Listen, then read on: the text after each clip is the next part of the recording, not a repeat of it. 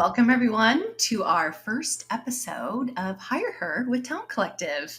I'm joined here with my co-founder, Krista Tan, and I'm Natalie Stones, one of the co-founders of Talent Collective, and we're so excited to be here launching our very first podcast with our very first episode and our very first guest. So this will be rough in the beginning, but it's going to be super fun. Krista, do you want to say a quick hello? I was going to say this is going to be so fun and exciting. Not rough. Hello, everyone. I'm Krista Tan, and very, very excited to be here with you today.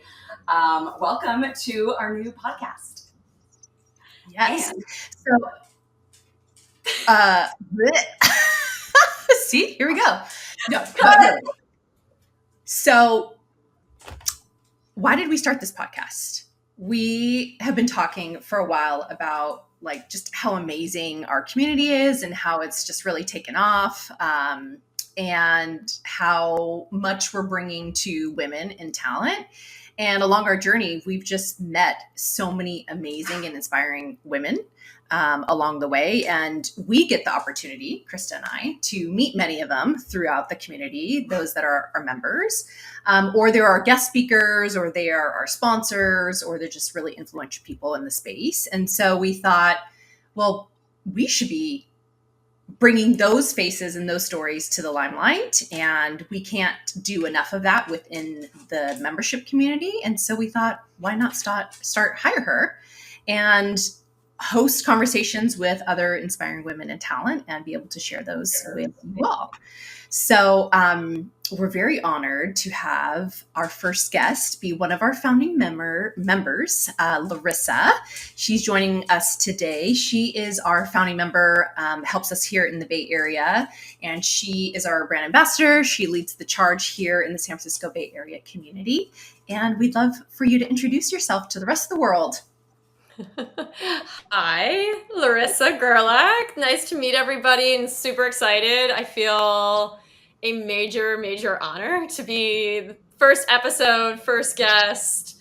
I better not screw it up. Been listening to both of you killing it on the podcast circuit on so many different episodes, and it just feels amazing to be like, yes, you're doing it on your own now. So true. We have been around the circuit, and people are probably tired of hearing our voices, right? So this is great.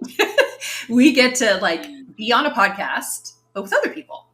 So tell us more about you. What is your background? Where do you live? What do you do? Yeah. Well, the big surprise, I'm a recruiter. Bet you couldn't guess. I have lived in California actually now almost 9 years. I feel like for whatever reason, August now is making me feel like I have to switch from 8 years to 9 years. October will be 9 years.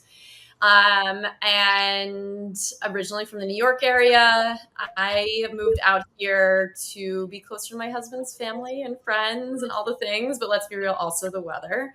I got into recruiting, I always say almost 15 years. And if you can't see me, I am putting quote marks in the air. The truth really is it's 13 and a half years, and I just rounded up. I fell into recruiting, but I love it so much. And what else about me? I am a sister. I'm a daughter. I am a dog mom. I am an avid Pelotoner, which you can kind of see in the corner of my video. But I think, most of all, I love my career and I love working in recruiting. I love TA. And you're also a recent founder yourself? Well, yes. You guys are going to laugh at this. Somebody said this to me earlier today, and it was so sweet of him, but it's just not my personality at all. He was like, you are a founder and you have 25,000 followers and you're a whatever leading voice on LinkedIn. You're killing it. And I was like, I don't know, I'm just doing the thing, right? Uh-huh. But yes, I recently founded my company called the Vibrant Talent Group. Started in January. Our focus is primarily in marketing, advertising, and creative recruiting. Very nice.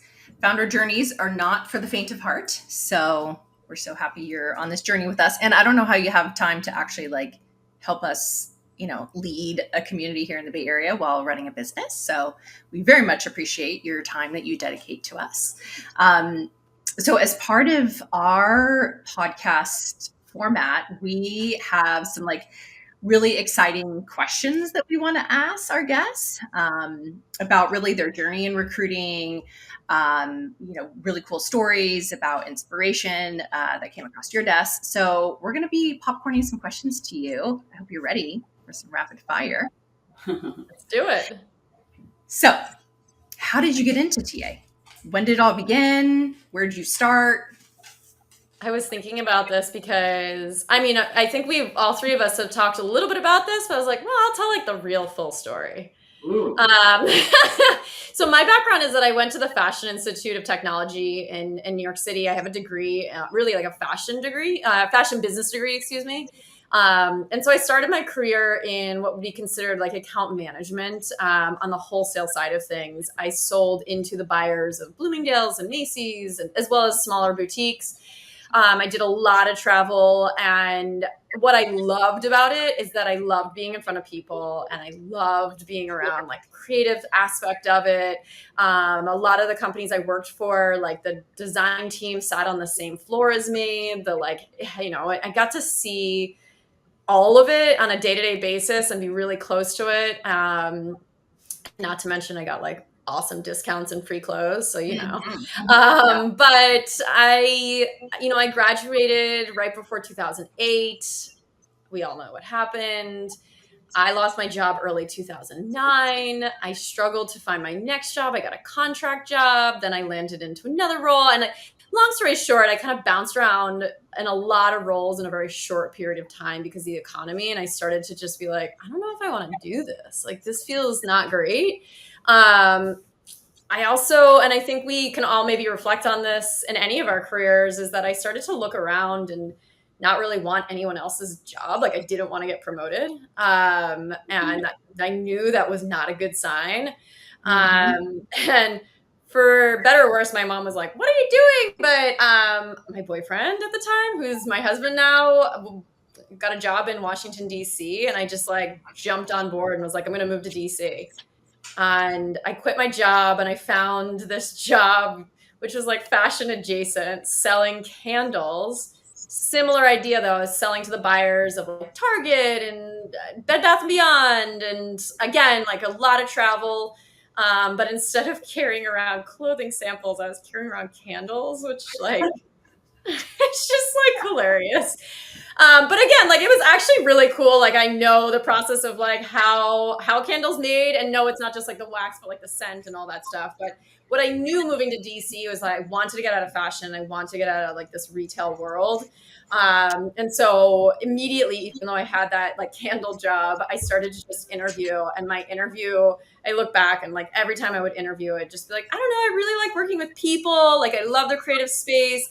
At the time, I got sucked into like a lot of Excel work because you have to look at every single week the retailers like sell-throughs, and we talked a lot about like markdowns, blah, blah, blah. So at the time I was like, I could do anything in numbers, like love a good VLOOKUP, blah, blah, blah. Anyways, I initially interviewed at a recruiting firm that like turned it back on me. I was like, would you ever be a recruiter? And it's like, hell no. And I was so pissed about it. And I got home to my boyfriend and I was like, what the hell? Like, I'm just looking for a job. Like, and he's like, okay, well, maybe you should start thinking about it. And then I did. And I was like, well, maybe I do. And I remember then I applied to this other recruiting firm. It was like a small shop, which I had no frame of reference at the time, right? Because I had not been in one before. But it was really, I look back, they had this binder of all of their jobs. And everyone had a binder at their desk, and it had like, all the job description. It had like information about what their offices looked like and their culture and blah, blah, blah. And I remember my second interview with them, they said, okay, you're going to sit in this room and we're going to be in the other room and we're going to pretend we're a candidate and you're going to pitch the job to us. So anyways, I technically actually got that job, but I was not excited by it because it was like admin and there's like a bunch of like accounting roles that they filled. And I was just like, oh, it's so boring to me. But as I started to interview, is long story short, how I landed into it is my first job was at Creative Circle, which I didn't know anything about advertising at the time, but that is Creative Circle's primary focus is in advertising and marketing. It was a fantastic first recruiting job to have. Got thrown into it, but learned a lot, right? And we integrated ourselves really like into the DC advertising market. At that point, I was pretty much in every, I had been in every advertising office, over those years I was there. I got a chance to pretty much, I knew all of the senior leadership in the DC area in that space. And I like, probably not surprising, got myself like super integrated into like the ad club and like all that stuff. And it was just like a great first job, and it was a great way to land in something that I didn't know. But again, like coming back, I think at the time it felt like such a random change. But the truth is that surprising as I'm chatting my way around is I just like being in front of people, and I've really enjoyed. I'll be honest with you, I've always worked on the agency side, and I've always enjoyed the commission aspect of it. I love that I can work harder and make more money. And I've always been really driven that way. I have only had one job in my entire career that hasn't been commission based. And I guess now not exactly commission, but it's still right. Like I'm still being driven by money. And I think sometimes it's like a dirty word, but for me, it's been a big focus for me. So Krista, yeah. Remember our file folders we used to have? Oh my God. Yes. Going through those files to find candidates. Yes, those were the days before digital. Yep. So, I mean, I don't know if you guys had this, but we had to like do write-ups on every single one of our candidates, and we would have like it would be like a stack, right? Because they'd come into the office and they'd fill out their application and then they'd fill out their W-4 and like blah blah blah, right?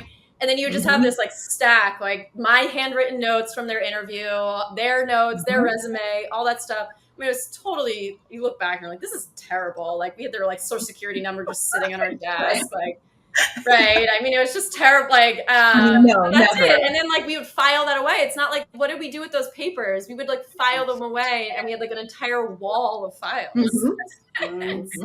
Yeah. Oh, I remember those days well. Good thing we're digital now. Feels a lot better to hopefully be secure, right? Somewhere in the cloud. Yeah. Well, Larissa, that was such a neat story. Thank you for sharing with us. I do think this industry is just perfect for you, and for so many reasons. And going back to you being a people person, but you are just so driven. You have so much grit, and that's one of the things that I definitely admire about you.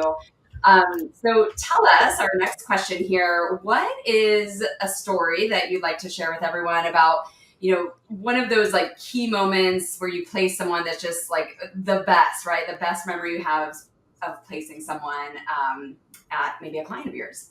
Yeah.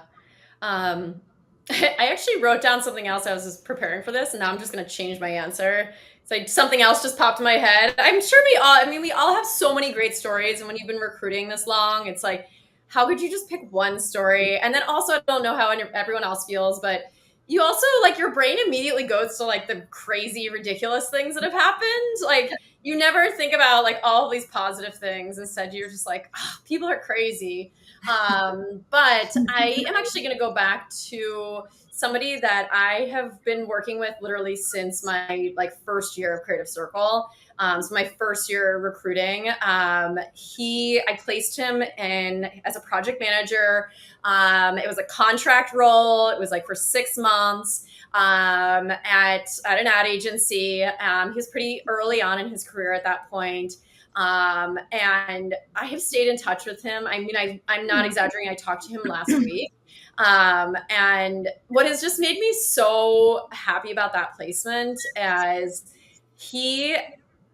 from day one, but especially now, like he sees me as his advisor. He sees me as a friend. He sees me as like I am everything to him. Like I know everything about his family and his wife and honestly the ups and downs of everything that we've gone through, from COVID to having to move to losing jobs and so on and so forth. It's just like for him, and he was reflecting on this recently, which was just so sweet, is like he was like, I would have never even gotten into project management. I'd never be where I am right now if you didn't call me for that contract role and encourage me to interview for it. All three of us have recruited in contract and freelance before, and like I'm positive we've all been taught like these like, you know, all the role plays and like how to get somebody to be comfortable with freelance versus taking a full-time role. And I did all the things for them, right? Like, you never know where things are going to land and what's going to happen, blah, blah, blah, you know, all those things that we used to say. But it's funny because I mean, he had a better memory of it than I did. He was like, I still remember you telling me that, like, just take it for now. Like, you can continue to interview for full-time roles. Like, you never know where it will go. And he's like, here I am, still bothering you, Larissa. Like, he's saved in my phone. He texted me pictures at Christmas and all sorts of stuff. So anyways, for me, and like, you know, going out on my own, starting Vibrant Talent, a big focus for me is that I feel very strongly that recruiting and talent acquisition as a whole, it's a people first industry, right? And I think it's all about the relationships and the respect and the trust that you build with your clients and your candidates. So for me, the reason that it's a favorite story is that like he really trusts me. Mm-hmm. Yeah. Great one. Thank you. I remember some of those stories we had, Krista. Yeah. Tons. People. I mean, I wouldn't be in recruiting if it wasn't for Krista. Really? Yeah. I called her and I invited you con her into it? I conned her into it. It wasn't a contract role though, but that is the beauty of contract recruiting for contract, right? Because it can literally change someone's life. Yes. So great. Yes. Okay, Larissa. Next question is who has helped elevate you in your recruiting career? Is there that one standout person? We'd love to hear a story if there's like another inspiring woman, perhaps, that really helped elevate you. Yeah. Okay, so like so many people went through my head for this answer. And also we have another question after this that like the empowering woman. So I really wanted to pick somebody individual for that. So I promise I will speak to somebody very specific, but overall, so like there's been so many different instances of women that have elevated my recruiting career. And I'm not going to get cheesy, but I'm going to, is that both of you, like I like flashback last year, June 2024 or 2023, right? And like I show up to this like first, you know, Talent Collective in-person event, and I did not know anybody. And I just decided like I'm gonna go for it, right? Like I really want to start my own thing. I can't tell anybody at my current company. Mm-hmm. And I don't really have a lot of like I just didn't have like a lot of people to talk about to it other than like, you know, friends and family. And so I just started to put it out there. I think I said it to every person at that event that asked me, right? I was like, well, this is what I'm currently doing, but I'm in the midst of like, I want to go out on my own. And because of both of you, like I had accountability partners. Like I had people every time I came to an event and every time I was on a webinar or anything like that, you both were like, so what's happening? What's going on? Right? Like, where can we help you? And it was like that push that I needed. What actually really stands out in my head is Natalie in an event that we were at, and I don't know if I say the company or not, but we were at an event that was hosted, and it was a fairly small group. So she just said, everybody around the room, like, tell us who you are and what your story is and blah, blah, blah. And like, it was right, literally like the week that I had launched, and I hadn't said it out loud to anybody yet. Or no, actually, I'm sorry. It was the week between quitting my job and then officially launching. I hadn't said it out loud to anybody yet. And like having that forum and that place to say like, I'm a business owner and I've started my own business, and like, I truly like, where would I have had that opportunity? And I've told a lot of people that story now, Natalie, like, and it's the truth. Like and we talk about like, you know, women supporting women, and you both have just been so incredibly supportive. So I can name other people. I wasn't expecting to cry on the first one. No, but it's like, it's the truth. Like there's a reason I've leaned in, right? There's a reason why, why you have my like undivided attention. I remember that event, and like, I was such a nerd. I was like, can I help you make your website? And then like last week I was like, can I help you with your QuickBooks? Like, I want to make sure you know how to like do all the things to be a boss lady. So thank you for that. Thank you. Well, thank you, Larissa. That is such a compliment. And I did want to share, and you just said it, but you were at our first event. You were one of our very first members. So thank you for believing in us as well. So last question here. You alluded to it earlier, but who do you find to be a really empowering woman in the recruiting industry? Yeah. So for me, I went to the woman that founded the second recruiting firm that I worked for, which was called 24/7. Her name is Celeste Gudis, and Celeste founded 24/7 in 2000. So it's been around for 24 years now. And she started the recruiting firm with basically one goal, which was empowering women.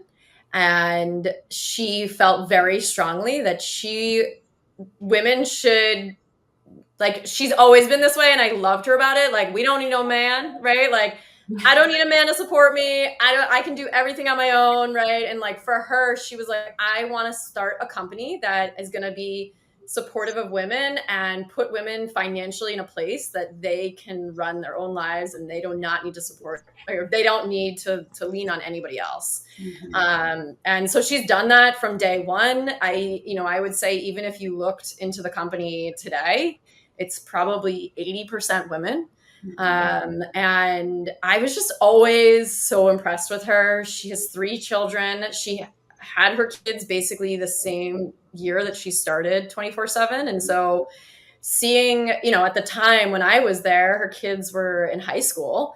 They're at this point, they're now graduated from college, but to see that she was able to raise 3 children in New York City, and grow a company to, when I was there, 13 offices, well over several hundred employees, multi-million-dollar agency. Listed on like the top 10 recruiting firms in the country, like all sorts of stuff, just seeing what she was able to accomplish. But she also honestly was still really involved when I was there. And I still had a lot of FaceTime with her. And she is actually the reason why I didn't make commission for a couple of years, because she came to me and elevated me and said, "You're freaking killing it at my company. I want you to train the rest of my company on how you do it." Which was like, I would never, for what she did for me, but I think what she has done for so many women, it's really unbelievable. I think too, it speaks a lot to Celeste. There are still women that are at 24/7 that started with her that first couple of years, and they're still there. She's promoted them. She's allowed them to take on all sorts of different roles. Some have left to, for a couple of years and then come back after their kids were a little bit older, and has just really been, she's incredibly supportive when it comes to work-life balance, putting your family first, but being able to still effing kill it from a financial perspective. I don't know if I want to swear on this podcast. Yeah, I was gonna say, I think we should be able to swear. This is our podcast. We can do whatever we want, right? That's good. Well, thank you so much, Larissa. This was such a fun conversation. Thank you for being our very first guest. And thank you, everyone, for joining us with HigherHer today. And we can't wait to see you in the next one. Yeah.